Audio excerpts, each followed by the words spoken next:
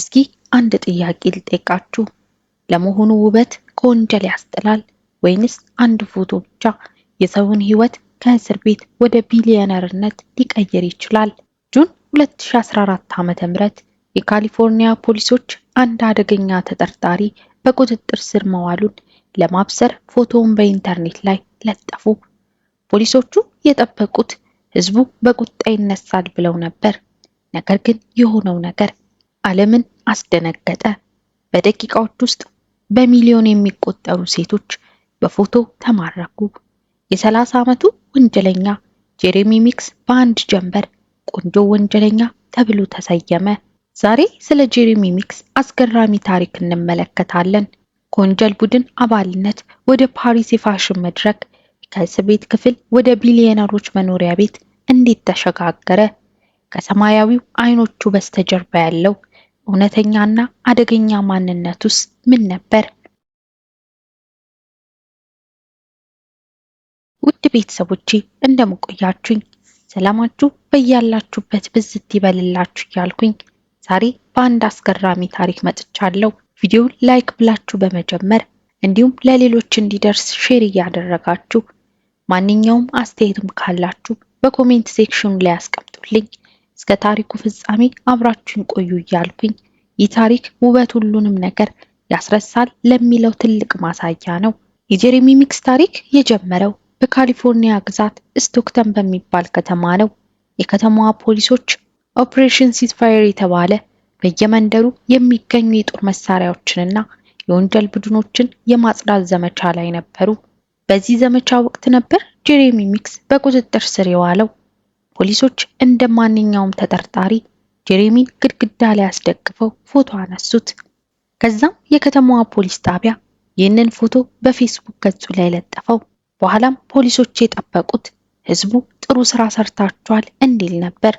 ነገር ግን የሆነው ነገር ከፖሊስ ቁጥጥር ውጭ ሆነ። ፎቶ በተለጠፈ በጥቂት ሰዓታት ውስጥ በ10 ሺዎች የሚቆጠሩ ሰዎች ማጋራት ጀመሩ። በጣም የሚያስገርመው ነገር ሰዎች ስለ ጄሬሚ የፈጸመው ወንጀል ደንታ አልነበራቸውም። ይልቁንም ስለ ሰማያዊ አይኖቹ፣ ስለ ተስተካከለ ፊቱና ስለ ማራኪነቱ ማውራት ጀመሩ። ይባስ ብሎ በኮሜንት መስጫው ላይ ሴቶቹ እባካችሁ ሰሩንና ከሱ ጋር አንድ ክፍል ውስጥ ክተቱን እስከ ማለት ደረሱ። በአጭር ጊዜ ውስጥም ይህ ፎቶ ከ100,000 በላይ ላይክ በማግኘት በኢንተርኔት ዓለም ትልቅ መነጋገሪያ ሆነ። ጄሬሚ በእስር ቤት ውስጥ እያለ በውጭው ዓለም ግን ቆንጆ ወንጀለኛ የሚል ስያሜ ተሰጥቶት እንደ ትልቅ ኮከብ ይታይ ጀመር። ይህ ክስተት በታሪክ ለመጀመሪያ ጊዜ አንድ ወንጀለኛ በፎቶ ምክንያት ብቻ እንዲህ አይነት አድናቆት ያገኘበት አጋጣሚ ነበር። ብዙዎች በጄሬሚ ሰማያዊ አይኖችና ማራኪ ፊት ቢደመሙም እውነታው ግን ፖሊሶች እንደሚሉት አደገኛ ሰው ነበር። ጄሬሚ ሚክስ በካሊፎርኒያ አስቸጋሪ በሚባሉ መንደሮች ውስጥ ነው ያደገው።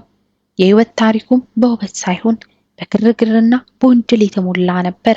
ጄሬሚ ክሪፕስ የተባለ አደገኛና ታዋቂ የወንጀል ቡድን አባል እንደነበር ፖሊሶች በወቅቱ አረጋግጠው ነበር። ይህ ቡድን በካሊፎርኒያ ውስጥ እጅግ አስፈሪ ከሚባሉ የወንጀል ድርጅቶች አንዱ ነው። ጄሬሚ ገና በወጣትነቱ ወደዚህ ዓለም የገባው በአካባቢያዊ ተጽዕኖዎች ምክንያት እንደነበር ይነገራል። በሰውነቱ ላይ ያሉት ንቅሳቶችም ዝም ብለው ለጌጥ የተሰሩ አይደሉም። እያንዳንዱ ንቅሳት በወንጀለኞች ዓለም ውስጥ የራሱ የሆነ ትርጉም አለው። ከግራ አይኑ ስር ያለችው የእንባ ንቅሳት ብዙ ትርጓሜዎች ቢኖሯትም ብዙውን ጊዜ አንድ ሰው ለረጅም ጊዜ የታሰረ ወይም ለቡድኑ ሲል መስዋዕትነት የከፈለ መሆኑን የምታሳይ ምልክት ተደርጋ ትወሰዳለች። በአንገቱ ላይ ያለው ጽሑፍ ደግሞ ማንነቱንና የቡድኑን ታማኝነት የሚገልጹ ምልክቶች በግልጽ ይታዩ ነበር። ጄሬሚ በ2014 ዓ.ም ሲታሰር ይህ የመጀመሪያው አልነበረም።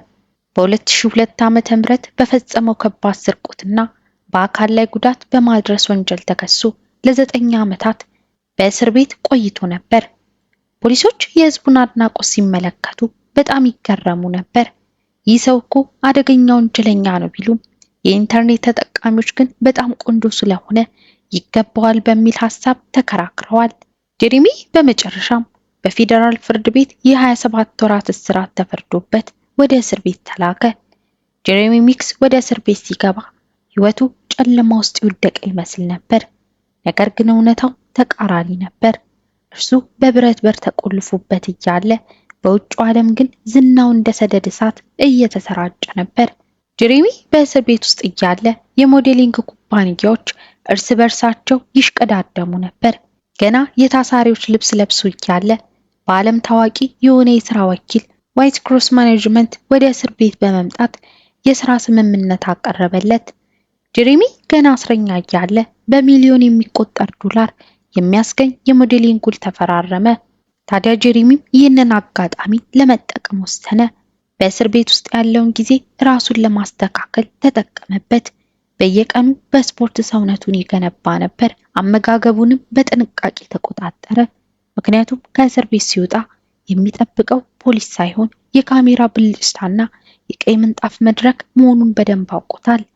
በተመሳሳይ ጊዜ እናቱ ካትሪን ልጇን ለመርዳት የገንዘብ ማሰባሰቢያ ገጽ ከፍታ ነበር። ብዙዎች ለወንጀለኛ ገንዘብ አንሰጥም ቢሉም በሺዎች የሚቆጠሩ ሰዎች ግን ለጀሬሚና ለቤተሰቡ ገንዘብ አዋጡ።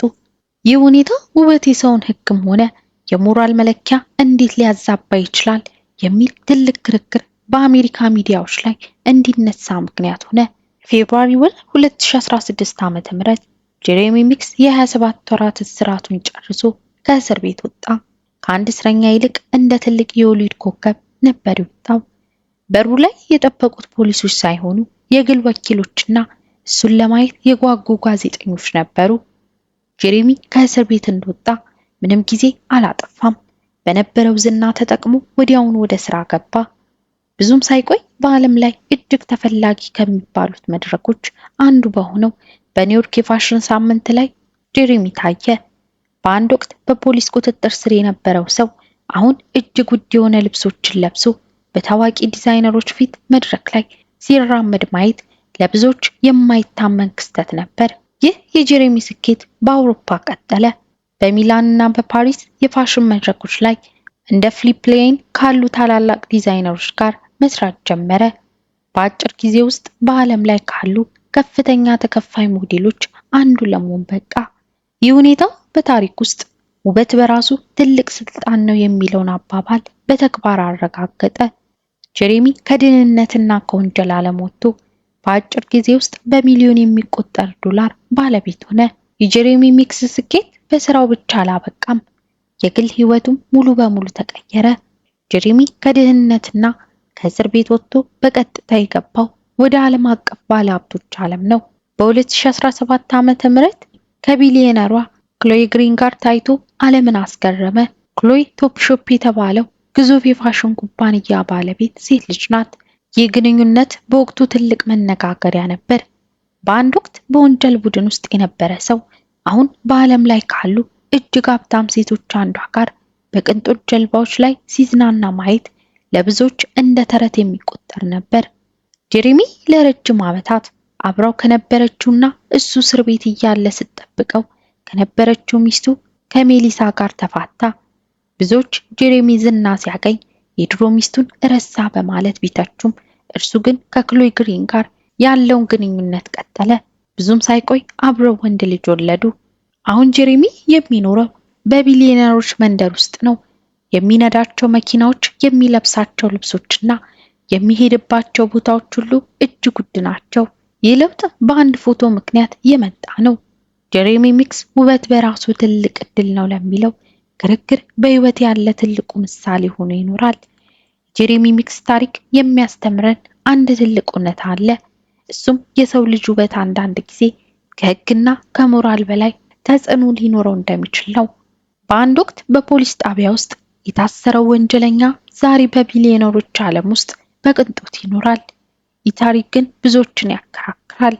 አንድ ሰው በሰራው ወንጀል ሳይሆን በፊቱ ቅርጽ መመዘን አለበት የሚለው ጥያቄ ዛሬም ምላሽ አላገኘም።